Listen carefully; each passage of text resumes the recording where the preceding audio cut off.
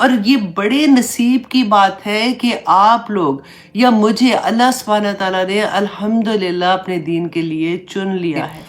نہ صرف پہاڑوں کے اوپر گھر، یہ پہاڑوں کو کھود کے اندر سے، مطلب اوپر آپ سوچیں اتنا مشکل کام کہ وہ اندر 100 کمروں کے ان کے گھر ہوتے تھے، پورے پورے بازار اندر ہوتے، پورے شہر انہوں نے بنائے ہوئے تھے اندر۔ یہ ایسا نہیں تھا کہ جو مسلمان ہو گیا اس کو کوئی ہار پہنائے جا رہے ہیں یا اس کو مبارکباد۔ اب تو کوئی مسلمان ہوتا ہے تو ہم کیا کرتے ہیں، مبارکباد دیتے ہیں نا، لیکن اس وقت اپنے ہی لوگوں میں جب کوئی مسلمان ہوتا تھا تو اس پہ ظلم کی انتہا ہو جاتی۔ آئیے ہم آتے ہیں سورۃ الحجر کی، آج ہم آیت نمبر 80 کریں گے۔ اعوذ باللہ من الشیطان الرجیم، بسم اللہ الرحمن الرحیم۔ یہ جو ہم سورہ پڑھ رہے ہیں یہ کون سی ہے؟ مکی دور کی سورہ۔ یہ وہ دور تھا جس میں مسلمانوں پہ بہت ظلم ہوتے تھے۔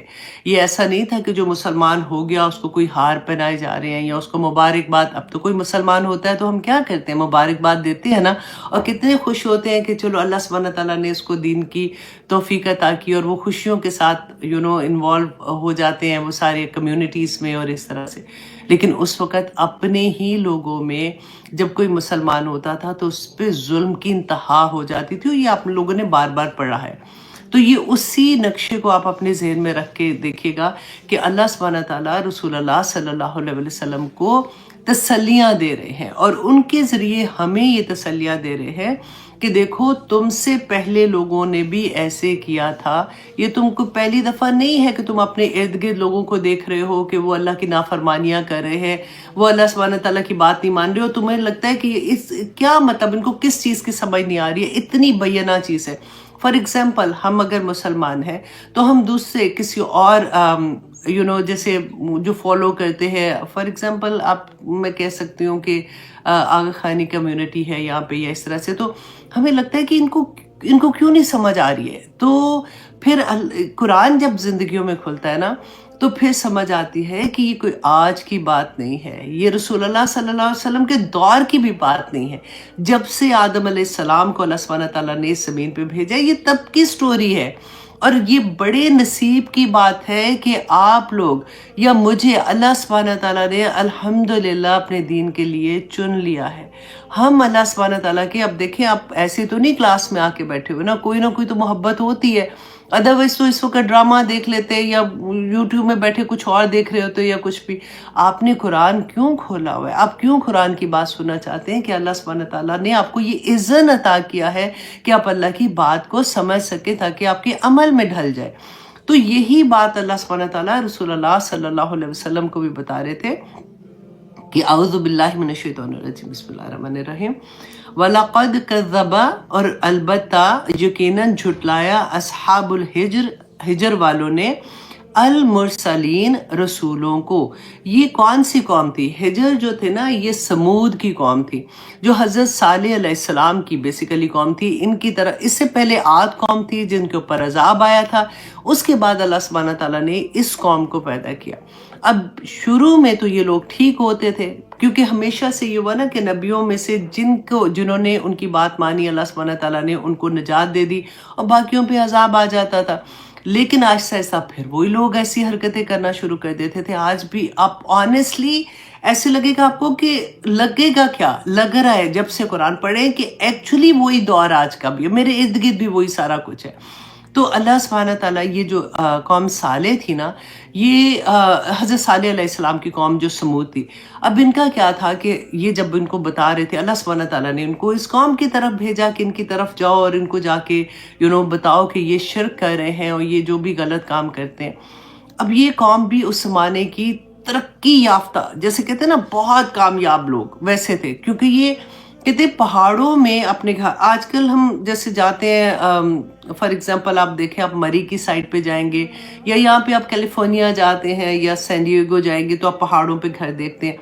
نہ صرف پہاڑوں کے اوپر گھر، یہ پہاڑوں کو کھود کے اندر سے، مطلب اوپر آپ سوچیں اتنا مشکل کام کہ وہ اندر 100 کمروں کے ان کے گھر ہوتے تھے، پورے بازار اندر ہوتے، پورے شہر انہوں نے بنائے ہوئے تھے اندر، اور یہ سمجھتے تھے ہم تو بڑے کامیاب لوگ ہیں، ہمیں کیا ہونا ہے ہمارے ساتھ، ہم تو پہاڑوں میں امن سے۔ اور یہ کوئی ایسا نہیں تھا کہ کوئی 2 سال 3 سال کی بات ہے، کافی سالوں سے وہ اس طرح سے رہ رہے تھے، اور یہ نہیں مان رہے تھے حضرت صالح علیہ السلام کی بات. اور ان کے جو سردار تھے، ان میں سے ایک سردار نے لوگوں کے ساتھ مل کے حضرت صالح علیہ السلام سے کہا کہ اچھا ٹھیک ہے، اگر تم کہتے ہو نا کہ اللہ کا عذاب آ جائے گا یا کچھ ہے تو پھر ہمیں معجزہ دکھاؤ. پہلے تو انہوں نے کہا کہ ٹھیک ہے وہ عذاب لے آؤ.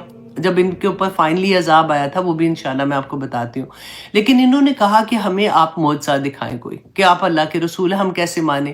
اور معجزہ بھی انہوں نے کیا مانگا کہ ہمیں پہاڑ میں سے ہمارے آنکھوں کے سامنے ایک اونٹنی نکلے، پہاڑ پھٹے اور اس میں سے اونٹنی نکلے، اور وہ 10 مہینے کی حاملہ ہو، اور اس سے نکلتے ہی اس میں سے بچہ بھی وہ پیدا کرے. حضرت صالح علیہ السلام نے کہا کہ اچھا اگر میں اللہ سے یہ دعا کرتا ہوں کہ اللہ سبحانہ تعالیٰ تمہیں یہ معجزہ دکھا دے تو کیا تم ایمان لے آؤ گے؟ تو انہوں نے کہا کہ ہاں ہم ایمان لے آئیں گے. حضرت صالح علیہ السلام نے اسی وقت 2 رکعت نماز کہتے ہیں کہ کھڑے ہوئے پڑھنے کے لیے اور اللہ سے دعا کی، اور اللہ سبحانہ تعالیٰ نے وہ معجزہ دکھا دیا. اب دیکھیں رسول اللہ صلی اللہ علیہ وسلم سے بھی یہ کہتے تھے نا مشرکین مکہ، تو رسول اللہ سبحانہ تعالیٰ کیوں یہ کہتے تھے کہ نہیں ان کو معجزے دکھانے؟ کیونکہ اس سے پہلے دکھائے تھے معجزے حضرت موسیٰ علیہ السلام اور حضرت عیسیٰ علیہ السلام پہ، تو یوں نازل ہوتے تھے، منہ سے بات نکلتی تھی تو معجزہ نازل ہو جاتا تھا. آپ نے وہ پڑھا تھا وادی تیہ میں کیسے اللہ سبحانہ تعالیٰ نے ان کے اوپر معجزوں کی بارش کی ہوئی تھی، پھر بھی ایمان نہیں لاتے تھے، پھر بھی اللہ کی نافرمانی کرتے تھے، اور پھر آخر میں تو کیا ہوتا تھا؟ اللہ کی طرف سے عذاب آ جاتا تھا. تو اللہ سبحانہ تعالیٰ نے رسول اللہ صلی اللہ علیہ وسلم سے فرمایا تھا کہ اگر یہ آپ کی بات نہیں مانیں گے تو ان کے اوپر بھی پھر عذاب آئے گا. تو رسول اللہ نے فرمایا تھا کہ نہیں، آپ ایسے نہیں کرنا، میں ان کے لیے دعا کرتا رہوں گا، میں ان کے لیے استغفار کرتا رہوں گا. تو ان کی قوم کو جب معجزہ انہوں نے دیکھا، اونٹنی دیکھی ہے آنکھ کے سامنے نکلی، کہتے اتنی بڑی وہ اونٹنی تھی کہ وہ صالح علیہ السلام کا جو کنواں تھا وہ پورا پانی اس کا پی جاتی تھی. ایک دن وہ دودھ دیتی تھی جس سے پوری، آپ سوچو پوری قوم کو وہ دودھ کافی ہو جاتا تھا. اب ایک دن وہ پانی پیتی تھی اور ایک دن قوم کے لوگ پانی پیتے تھے. آہستہ آہستہ شروع میں تو ان میں سے کچھ لوگ تھے وہ ایمان بھی لے آئے، لیکن آہستہ آہستہ پھر سے ویسے کہ ویسے ہو گئے. اب کیا ہوا کہ آہستہ آہستہ انہوں نے یہ پلان کرنا شروع کیا کہ ہم یہ تو تنگ آ گئے ہیں، یہ تو کیونکہ حضرت صالح علیہ السلام نے کہا تھا کہ دیکھو اس کے ساتھ کوئی برا سلوک نہ کرنا، اس کو تم چھوڑ دو، وہ جیسے بھی کھاتی پیتی ہے یہ اس کو چلنے دینا، کیونکہ یہ اللہ کی طرف سے نشانی ہے. اب کیا کیا انہوں نے پلان کیا اور مل کے انہوں نے کچھ لوگوں کے ساتھ ملے اور انہوں نے وہ اونٹنی جو ہے اس کو قتل کر دیا، اس کو مار دیا. اور جیسے انہوں نے مارا پھر ان کے اوپر عذاب آیا تھا، اور عذاب بھی 3 دن حضرت صالح علیہ السلام کو جب انہوں نے قتل کرنے کا پلان بنایا تو اللہ سبحانہ تعالیٰ حضرت صالح نے بتایا اپنی قوم کو کہ تم پر اب ایسے عذاب آئے گا. تو کہتے پہلے دن جو تھا ان کے سب کے چہرے زرد ہو گئے. اب ان کو پتا تھا، ان کو 3 دن کی جیسے مہلت تھی، انہوں نے کہا کچھ نہیں ہونا، ایسے ہی اب رات ہوئی تو انہوں نے کہا دیکھا کچھ بھی نہیں ہوا.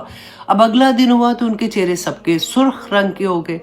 پھر کہتے سارا دن گزرا، تیسرا دن آیا تو سب کے چہرے سے آؤ گے، اس کے باوجود بھی یہ ایمان نہیں لائے.